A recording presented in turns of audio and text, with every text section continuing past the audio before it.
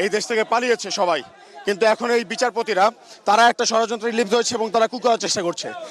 এই বিচারপতি কিন্তু আমাদেরকে রায় দিয়েছিল যে আমাদের ছাত্রদের উপরে গুলি চালানো হবে। ওকে, আজকে হাইকোর্ট ঘেরাও কর্মসূচিতে সবাই যেন অংশগ্রহণ করে, সেজন্য সবাইকে আহ্বান জানাচ্ছি, আপনারা হাইকোর্টে চলে আসুন। দেখুন। আসসালামু আলাইকুম প্রিয় দর্শক, আশা করছি সকলেই ভালো আছেন। প্রিয় দর্শক, ঢাকা হাইকোর্ট ঘেরাও, প্রধান বিচারপতি তাকে আলটিমেটাম দিয়েছে মাত্র 1 ঘন্টার, এর মধ্যে পদত্যাগ করতে হবে। কারণ আওয়ামী লীগের নেতাকর্মীরা তাকে ফুল দিয়েছিলেন, তিনি সেই ফুল বরণ করে সবচাইতে বড় ভুল করেছেন। ফুলের মধ্যে মধু থাকে এটা অনেকেই জানেন, আর ফুলের মধ্যে মধুসহ তিনি নিয়েছেন সেই ফুলের তোড়া। দর্শক, এতে তিনি আরও ফেঁসে গিয়েছেন এবং ভয়ঙ্কর বিপদে পড়েছেন। দর্শক, যখন শিক্ষার্থীরা কোটা আন্দোলন করছিল সে সময় শিক্ষার্থীদের যে আইন দিয়েছিল গুলি এবং গ্রেপ্তারের, সেটা হলো এই বিচারপতি দিয়েছিলেন। আজকে এই বিচারপতির পালা। এই বিচারপতির বিচার কে করবে? জনগণকেই বিচার করতে হবে এই বিচারপতির।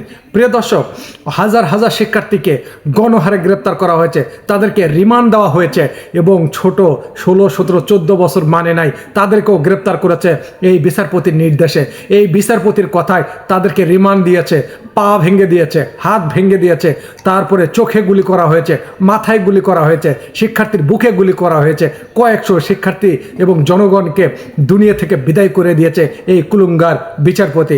প্রিয় দর্শক, অবশেষে আওয়ামী লীগেরা যখন ফুলের তোড়া নেন বা তাকে দেয়, তখন তিনি হাসি মুখে সেটা গ্রহণ করেছেন। আর ফুলের মধ্যে যে মধু থাকে সেটা তো আপনারা সবাই জানেন। এই বিচারপতি আওয়ামী লীগের 5 আটা গোলাম ছিল। আপনারা জানেন যে ইতিমধ্যে কিছু ভিডিওতে বলেছিলাম, আওয়ামী লীগের যেসব নেতাকর্মী, সবাই না, কিছু কিছু নেতাকর্মী অনেক ভালো আছে, আওয়ামী লীগ যারা সাপোর্ট করে তারাও কিন্তু অনেকে ভালো আছে, কিছু কিছু এর ভিতরে কুলঙ্গার আছে যারা 5 আটা কুত্তার মতো। আর এই বিচারপতি কি করেছিলেন? এই বিচারপতির নির্দেশে আজকে দেশের এত জনগণের ক্ষতি হয়েছিল। আসিফ নজরুল বলেছেন যে আপনারা কোনো ভাঙচুর করবেন না, কোনো সহিংসতা করবেন না, কেউ যদি এই আন্দোলনে লিপ্ত হন কোনো ক্ষয়ক্ষতি যাতে না হয়।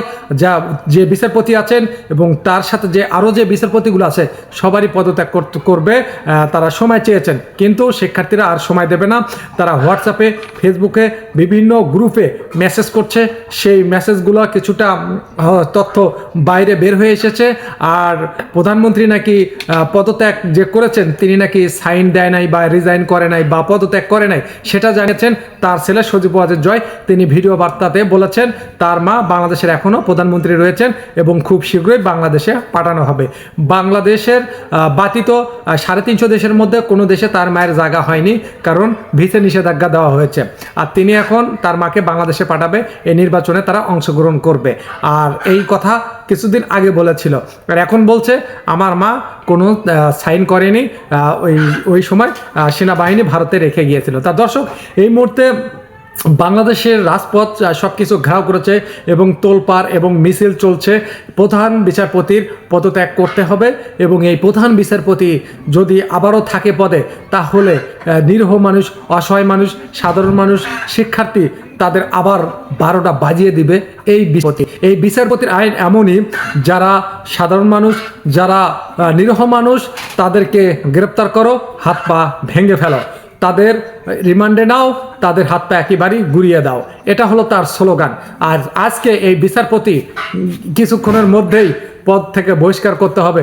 যদি পদ থেকে বহিষ্কার না করে তাহলে অবস্থা আরও খারাপ এবং আগুন উত্তপ্ত হয়ে যাবে পুরো ঢাকা শহর। তা দর্শক, আশা করি কিছুক্ষণের মধ্যেই পদত্যাগ করবেন তিনি, কারণ যতগুলো ছাত্র এবং শিক্ষার্থী এবং জনগণ রাজপথে নেমেছে, পদত্যাগ করা ছাড়া তার কোনো উপায় নেই। কিন্তু শুধু পদত্যাগ নয়, তার বিচারে আইনের আওতায় নিয়ে আসতে হবে, তার বিচার করতে হবে, কিন্তু তার তো কোনো বিচার হবে না। এ পর্যন্ত ঊর্ধ্বতন কর্মকর্তা যারা আছে তাদের কারো কিন্তু এখন পর্যন্ত বিচার হয়নি, আর বিচার হবে কি না তাও জানি না। সেটা বাংলাদেশের নিরীহ মানুষ হোক, সাধারণ মানুষ হোক, যে আইন লঙ্ঘন করবে, আইনের বহির্ভূত কাজ করবে, আইনকে মূল্যায়ন করবে না, তারই বিচার করা হবে বাংলার জমিনে। তা দর্শক, এই প্রধান বিচারপতির নাম হলো ওবায়দুল হাসান। দর্শক, তিনি অনেক অনেকটাই আওয়ামী লীগের দিক দেখিয়েছে। 100%-এর মধ্যে 100%ই আওয়ামী লীগের দিকে সাপোর্ট করেছে। বিএনপি, জামায়াত, শিবির, জাতীয় পার্টি সাধারণ জনগণের দিকে কখনো একবারও ফিরে দেখেনি এই প্রধান বিচারপতি। তা দর্শক, আর এই বিচারপতির দৃষ্টান্তমূলক শাস্তি হওয়া উচিত। তাই কিছু কিছু আইন নিজের হাতে বানিয়েছেন, নিজের হাতে কিছু আইন গড়িয়েছে। সে আইনে অনেক মানুষকে সাজা দিয়েছেন। যার সাজা 1 মাস তাক দিয়েছে 1 বছর, যার 1 বছর তার দিয়েছে 12 বৎসর, যার ছিল না কোনো রিমান্ড তাকেও দিয়েছে রিমান্ড। এই বিচারপতি যতক্ষণ এই দেশের মাটিতে থাকবে, দেশের মাটিকে মানুষকে কুলসিত করবে এই প্রধান বিচারপতি। তা দর্শক, যেভাবে আন্দোলন নেমেছে আজকে, সারা বাংলাদেশ ডাক দিয়েছে এই আন্দোলনে, সারা ঢাকা উত্তপ্ত, সারা বাংলাদেশ উত্তপ্ত। যারা ছাত্র দলের যে নেতাগুলো আছে, তারপরে যে বৈষম্য বিরোধী ছাত্র আন্দোলনের যে ছেলেপেলেগুলো আছে, সবাই কিন্তু রাজপথে নেমেছে এবং ডাক দিয়েছে আজকে কিছুক্ষণের মধ্যেই তাকে বিতাড়িত করবে পদ থেকে। আর মাত্র মনে হয় 30 মিনিটের মতো সময় আছে, তাকে পদ থেকে বহিষ্কার করবে। কারো শক্তি নেই আজকে তাকে পদে ধরে রাখে, এমন কোনো ক্ষমতা নেই বাংলাদেশের মধ্যে যে তাকে আজকে পদে আটকায়। তা দর্শক, আপনাদের সাথে আবারও দেখা হবে নতুন কোনো ভিডিওতে। আল্লাহ হাফেজ।